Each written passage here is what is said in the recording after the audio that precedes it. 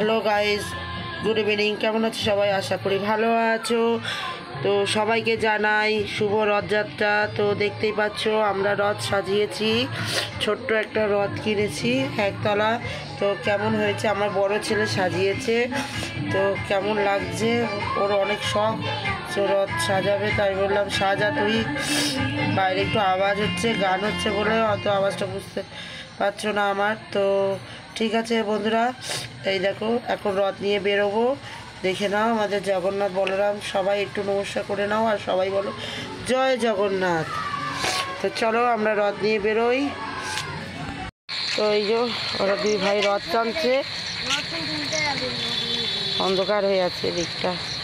চলো, এখানে কোনো রথের মেলা নেই, চলো আরো সামনে। তো সব রথ টানা হচ্ছে। আর বাপিয়া হ্যাঁ, আমাদের মুখ ছেলেদের মুখ বোঝা যাচ্ছে না কারণ অন্ধকার পুরো। ঠিক আছে চলো দেখি রথটা টানি। এই যে বড় রাস্তার মোড়ে চলে এসেছি রথ নিয়ে। চলো চলো চলো।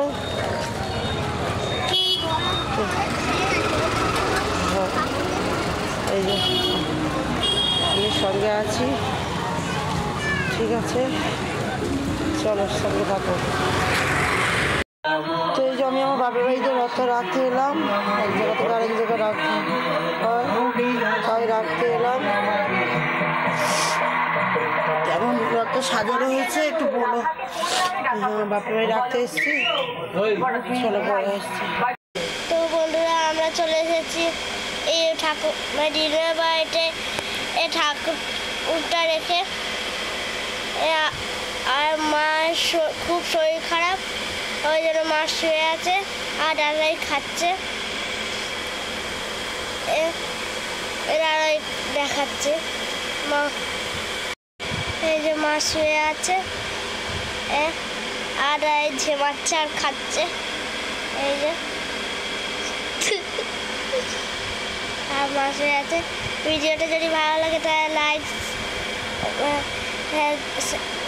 লাইক শেয়ার সাবস্ক্রাইব করে দিও আর কমেন্টে কেমন লিখেছে লিখে দিও।